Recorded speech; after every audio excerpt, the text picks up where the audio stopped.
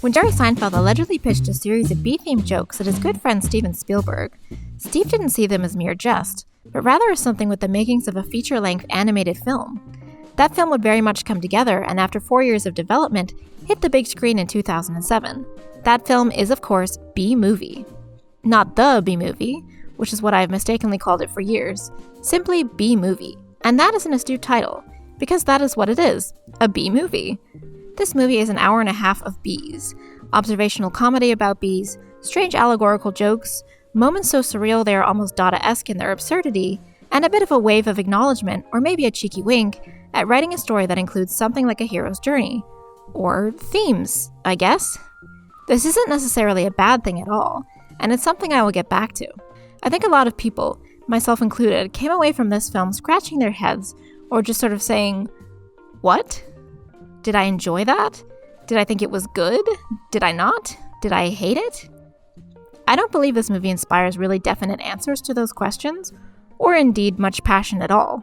What I think a lot of us can agree on, though, is the heights of absurdity Bee-Movie reaches are almost inspirational. That absurdity inspired the cult following which somewhat rebirthed it back into mainstream consciousness and memehood several years after its mediocre debut, and has inspired me to sit through Bee-Movie, talk about it too much, and politely beg you to follow along with me. So, together friends, let's explore. Together, let's take a look at Bee-Movie 15 years later.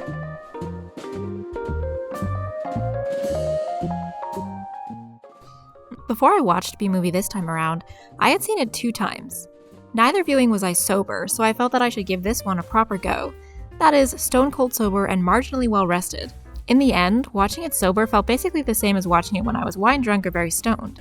The only difference was this time I had a little notebook to write in. To the best of my ability, I'd like to provide a summary of the plot. This is to help illustrate some of my ideas, to provide a point of reference for those unfamiliar with the film, and because I love to summarize things in obnoxious detail unprompted. The movie opens with a playful DreamWorks logo sequence, and I was reminded that not only was I in for the DreamWorks face, but that this was a 2007 production, so I was in for some truly frightening renditions of 3D animated human beings.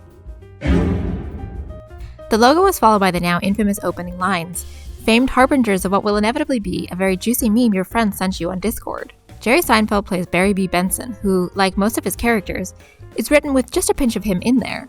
What if Jerry Seinfeld was a bee, who looked just a bit like Elijah Wood circa 2003?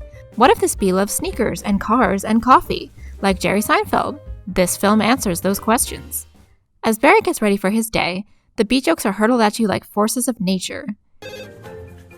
Hello? Looking sharp. And a perfect report card. All bees. Got some lint on your fuzz. Ow, that's me. We discover that today is Barry's graduation day from college, and that he and his friend Matthew Broderick are on their way to their graduation ceremony.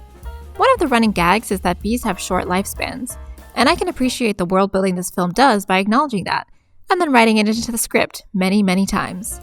After their very quick grad ceremony, one I would personally have killed for rather than my own college graduation, which included a man rolling across the stage to the embarrassment of us all, it is established that the bees are headed immediately to pick a job within their hive. The job they choose is the job they will have for the rest of their short lives, with no day off and in total service to the apparent honey corporation, which controls every aspect of their being. Being. A lot of DreamWorks films feature a sort of power structure, which is basically capitalism or something like it, choking the individualism of the main character, who goes against the grain and finds themselves, usually changing the world for the better in some way because of it. Bee-Movie seems like maybe that's what it plans to do, and it sort of does, and then it doesn't at all. We'll get to that. Anyway, Barry doesn't really vibe with his entire life being reduced to a cog in the man's machine, while Matthew Broderick is pretty cool with it. The two of them notice the pollen jocks, big bees who bring back big honey and pollinate the plant life outside of the hive bigly, while attempting to flirt with some bee girls. I can autograph that if you want. The pollen jocks bully them, but nevertheless, Barry is still intrigued by pollen jock life. He confides in his father, who doesn't listen to him at all. No one's listening to me. Wait till you see the sticks I have for you. I can say anything I want right now. Maybe I'll pierce my thorax, Honey! shave my antenna, shack up with a grasshopper, get a gold tooth, and start calling everybody dog. I'm so proud. The following day, Barry decides he just can't pick one of the bee jobs, and instead sneaks into the pollen jock landing zone. Matthew Broderick yells at him, But Barry ignores him, and the Pollen Jock commander guy lists the number 1 bee rule. Bee law number 1, absolutely no talking to humans. Following the Pollen Jocks, Barry flies out of the hive for the first time as they explain how the movie's version of pollination works.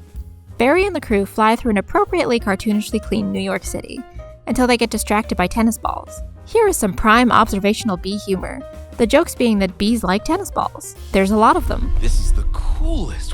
What is it? I don't know, but I'm loving this color.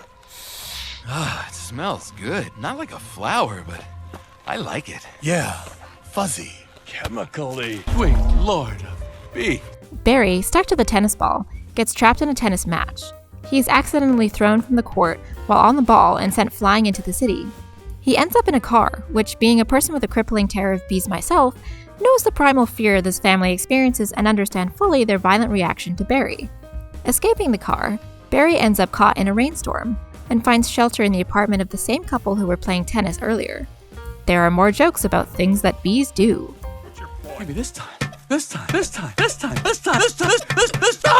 I don't remember the sun having a big 75 on it. Come on, Bob.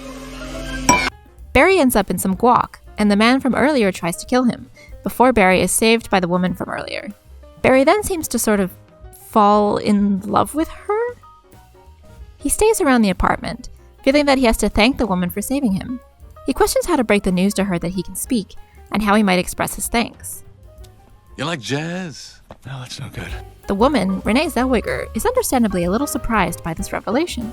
Oh! That was a little weird. I'm talking about me. Yeah. The two talk more on the roof.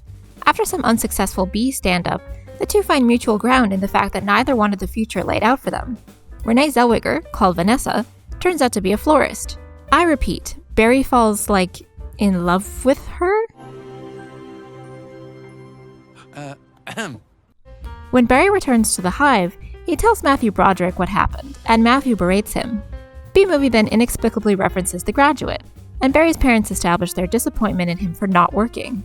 He also has a semi-sexual daydream about Vanessa. You coming? He ends up meeting Vanessa at a local grocery store, where they discuss the act of bee stinging very disturbingly. Really try not to sting. It's usually fatal for us. So you really have to watch your temper. Oh, yeah, very carefully. You kick a wall, take a walk, write an angry letter and throw it out.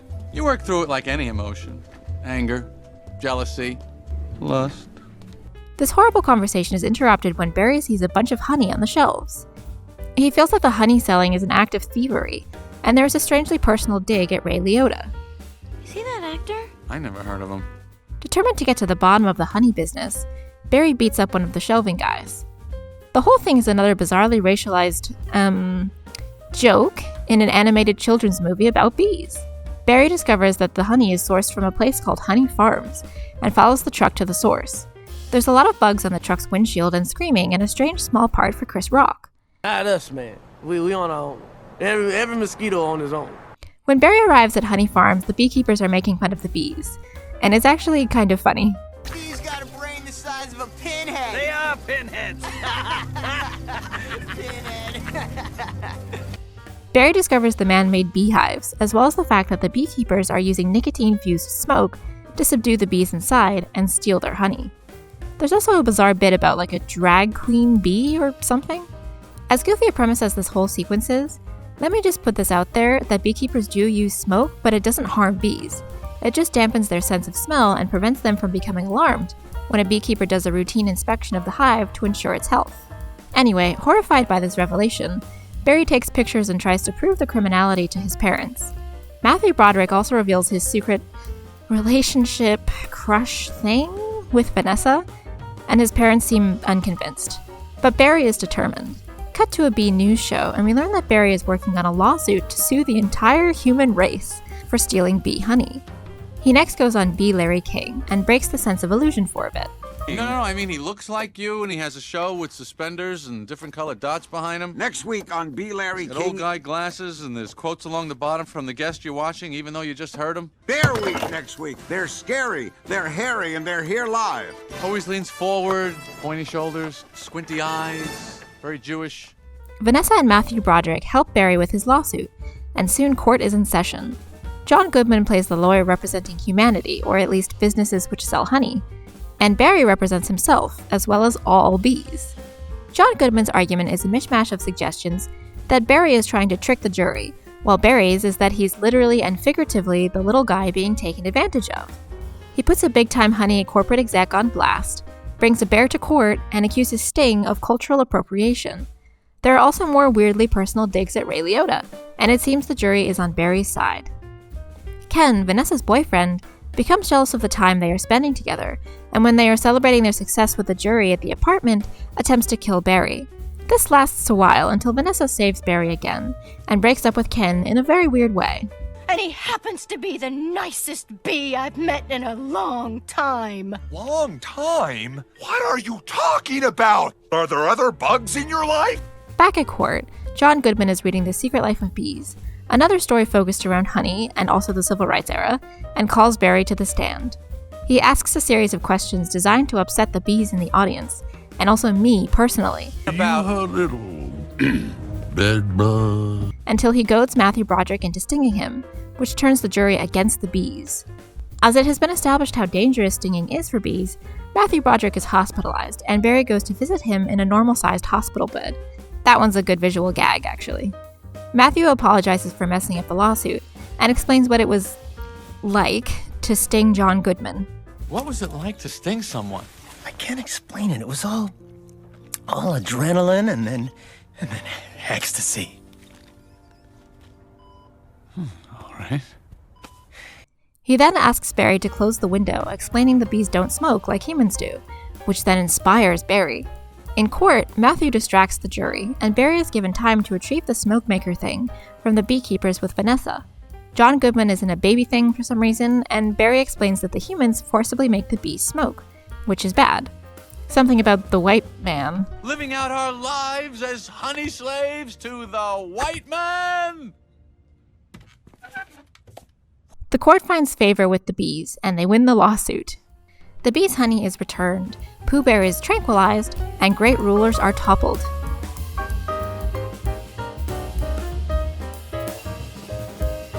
The bees end up having too much honey, however, so production of it comes to a halt, and they are given the first day off in their entire existence.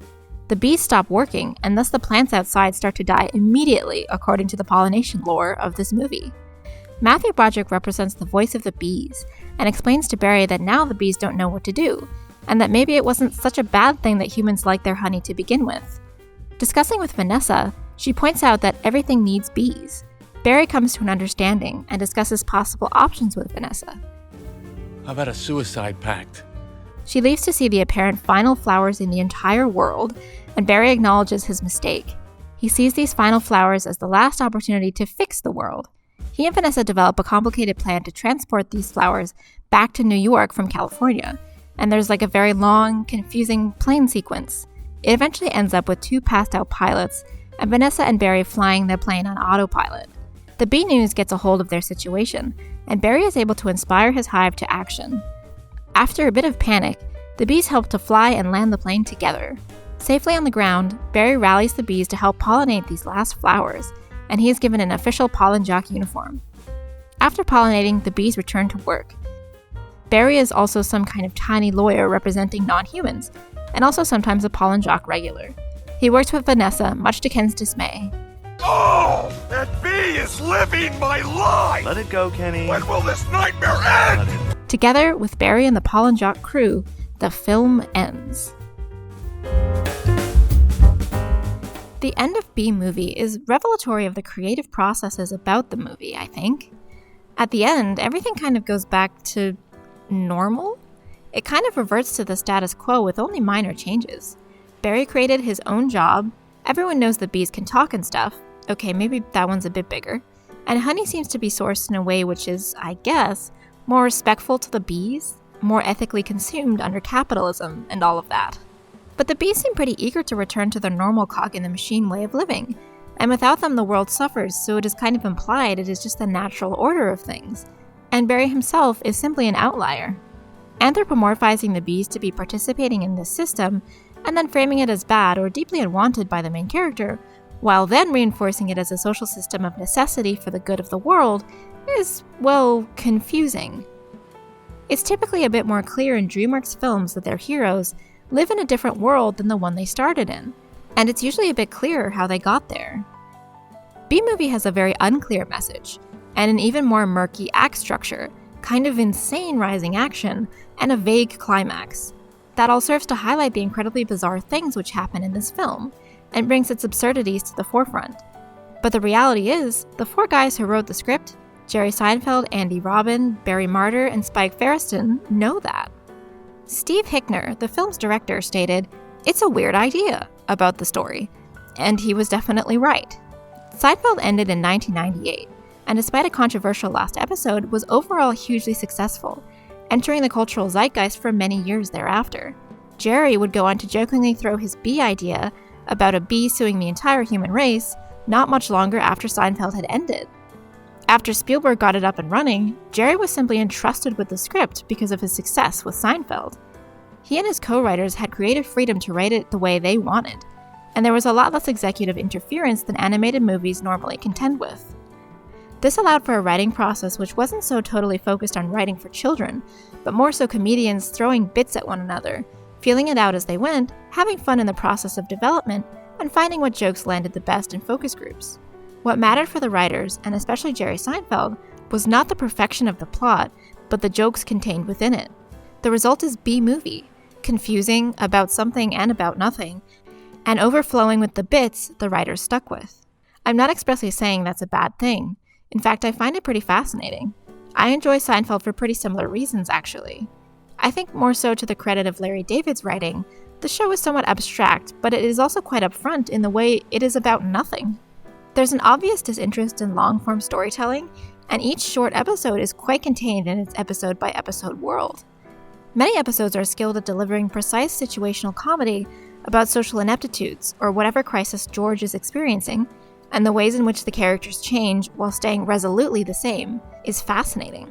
It's an interesting and very benign challenge to storytelling. There is a great satisfaction in a kind of story which is told excellently, but there is also a kind of satisfaction, I think, in a story which challenges classic storytelling rules through pure, genuine banality, or through well-executed absurdity. It's hard to do, but in the case of something like Seinfeld, I think it is generally well done. B-Movie, for me, does not achieve the same level, but I think it maybe comes close. I think that the commitment to making jokes, while containing them in the banal, about-nothing world, is very much there. Because it was a feature-length film from one of the most well-known production studios in the world, however, B-Movie definitely needed to have some kind of movie-like story, and those two conflicting writing styles did not mesh well at all. The film is a bizarre, surreal experience because of it, and the confusing ending of the film, as well as unclear message, is a direct consequence. When B-Movie came out in 2007, critics like Roger Ebert could recognize its Seinfeld-like aspects, but found that wasn't a particularly good thing. It was generally a mixed review kind of film, and for all intents and purposes, Jerry Seinfeld and his team felt their job was done and were seemingly content to let the film fade into whatever it might. However, as the kids who had once seen B-Movie became older and grew with the esoteric culture of memehood that memes started evolving to sometime around 2015, they would recognize the absurdity which the B-Movie exuded like honey. Cult-like, they would come to canonize B-Movie in divine sainthood, and it would grace the holy halls of extremely memed movies in apparent perpetuity. In 2016, a YouTuber called Wankerflaps uploaded a video titled B-Movie But It Keeps Getting Faster, in which the audio track of the film keeps getting progressively faster. This format, B-Movie But, exploded in popularity after YouTuber Avoid at All Costs posted the entire B-Movie but every time they say B, it gets faster. Huge numbers of B-Movie But variants sprung up, and their format would expand to other heavily memed films as well, such as Shrek. Memes, as they are known to, evolved into a great variety of forms very quickly. People put the entire B-Movie scripts on shirts, or sent the entire script to their friends online like villains. Others focused on standalone moments of absurdity in the film, such as the "You like jazz?" line, or the sequence where Pooh Bear is tranquilized. And many, many more simply could not ignore whatever is happening with the Barry and Vanessa thing, going so far as to label it bestiality, and generating an incredible amount of content surrounding it. Jerry Seinfeld, as well as his writing crew, were made aware of B-Movie's sudden spike in popularity, and while they may have had difficulty in processing the nature of the memes, especially because by 2016 it had almost been a decade since B-Movie had come out, it was probably a pleasant surprise. Jerry allegedly toyed with the idea of a second film, since people seemed to be receptive to it, even posting this on Twitter. While a second film has not yet come to fruition, and my guess is it probably won't, it was certainly a hashtag moment in popular culture nonetheless. B-Movie still has memes today, perhaps somewhat aged, but many people who habitually use the internet will easily recognize them, even if they haven't actually seen the film itself. The memes paint a fairly vivid image of something so absurd that only absurdity could meet it, and in doing so, elevate it to a place in culture it could never have achieved without the constant evolution of the internet. B-Movie is, to me, a fascinating, maybe even enigmatic blip in the media landscape. DreamWorks was in a state of trying to understand what worked with its audience, especially in the 2D versus 3D department. 1998's The Prince of Egypt had achieved critical success. They were only slaves. While in 2000, The Road to El Dorado had been a box office flop. Chicken Run and later Shrek were tentative forays into 3D, but they found great success. By 2007, DreamWorks had switched to entirely 3D after the disappointing performances of their last 2D works, Sinbad, Legend of the Seven Seas, and Spirit, Stallion of the Cimarron, a film I am weirdly obsessed with. Sometimes a horse has gotta do what a horse has gotta do. Shrek was still their most successful franchise, and DreamWorks seemed to be in the phase of generating a lot of ideas and productions, just trying to find a recipe for what would be their next hit to replace Shrek. Kung Fu Panda had not yet come out, and neither had what would be one of their most successful movies, How to Train Your Dragon. Stuck in this apparent idea-generating limbo, B-Movie found the perfect opportunity for development, despite the fact that its origins had been pitched as a literal joke. The fact that Seinfeld and his team then had such creative agency over the film, without executives breathing down their necks and scrubbing what might be unappealing to shareholders, is a complete marvel. I think it is pretty unheard of today, and I feel very much so that B-Movie just could not have been made in today's media landscape. At least, it could not have been made the way that it was. B-Movie is a unique outlier, representative of its time in early 2000s media production, and shining in stark contrast to media production today. Culturally, I think it is representative of how we have changed. Ours is a culture of anxieties and fears of a world going out of control. Memes, a sort of second language spoken by those of us who grew up, or are growing up, into this culture, are often a response to those fears. Memes take on a lot of forms, a lot of them not great ones, but their evolution into the absurd and the esoteric is reflective of our often terrifying existential culture and the intense fears of our everyday. B-Movie found its audience, but it had to wait for us. Our circumstances had to change, as did our cultural language and landscape. B-Movie is undeniably a weird film, but it is also, in its own fascinating way, a true reflection of us and where we are today, whether it wants to be or not. If you enjoyed this video and would like to see more like it, please like, subscribe, or simply share with your friends and family. Any support is appreciated. Thank you.